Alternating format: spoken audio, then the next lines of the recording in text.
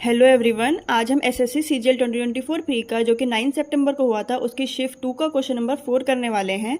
Question में दिया हुआ है कि हमारे पास एक सर्किल है जिसकी रेडियस है 15.75 सेंटीमीटर और इसमें से हमने एक आर्क कट की है जिसकी लेंथ है 11 सेंटीमीटर। तो आर्क को कट करने के बाद जो हमारे पास और रेडियस को मिलाने के बाद जो हमारे पास ये सेक्टर बना उस सेक्टर का एरिया कितना है। देखिए, इस क्वेश्चन को करने के दो तरीके हैं। सबसे पहला है कि एरिया ऑफ सेक्टर का हमें फॉर्मूला आना चाहिए, तो हमारा क्वेश्चन ये हो जाएगा। एरिया ऑफ सेक्टर का फॉर्मूला क्या होता है? θ/360 into pi r square. Formula कैसे याद कर सकते हैं कि यहाँ पे भी एरिया है और यहाँ पे भी हमको एरिया ही यूज करना है, जैसे ये पाई आर स्क्वायर है, ठीक है। यहाँ पे भी एरिया के फॉर्मूले में एरिया यूज करना है।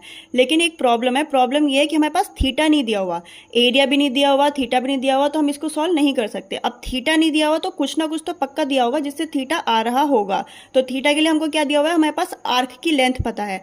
आर्क की लेंथ का फॉर्मूला होता है θ/180 इंटू पाई आर।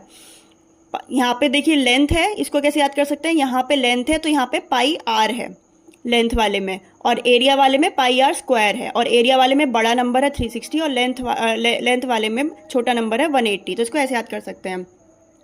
तो क्या तरीका है कि थीटा नहीं पता तो थीटा फाइंड करने के लिए पहले लेंथ वाला फॉर्मूला लगा लो। यहाँ पे आर हमको दी हुई है, लेंथ हमको दी हुई है, यहाँ से हमारे पास थीटा आ जाएगा। फिर उस थीटा की वैल्यू हम यहाँ पे रख लेंगे। लेकिन प्रॉब्लम एक ये है कि ये लेंथी क्वेश्चन है। अगर हमारे पास कोई और मेथड नहीं है तो हम इसको लगा लें, कोई दिक्कत नहीं है, या फिर अगर हमें थीटा दिया हो तो लगा लें। लेकिन दूसरा तरीका क्या हो सकता है जो शॉर्टकट भी है थोड़ा सा?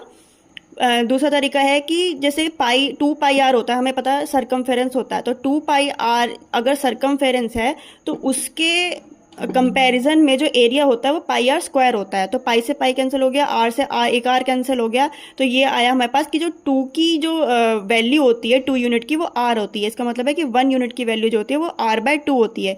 ये चीज़ आपका इतना ज़्यादा टाइम सेव कर सकती है ना कि आप सोच भी नहीं सकते।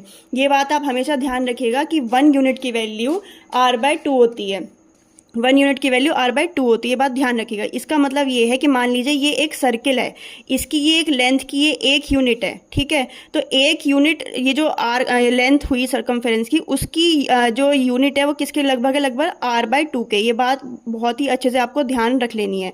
तो जब 1 यूनिट की वैल्यू r/2 है तो 11 की वैल्यू कितनी होगी? 11 इंटू r/2। बस अब आपको केवल इतना सा काम करना है। अब इतने बड़े लेंथी काम में से कंपेयर कीजिए, आपको सिर्फ इतना सा काम करना है। r की वैल्यू रख दीजिए 15.75 और अपॉन में 2, तो ये आपका सॉल्व करने पे आंसर आ जाएगा 86.625। तो ये था क्वेश्चन नंबर 4। आई होप आपको पसंद आया होगा। पसंद आया तो please like share and subscribe करें। Thank you.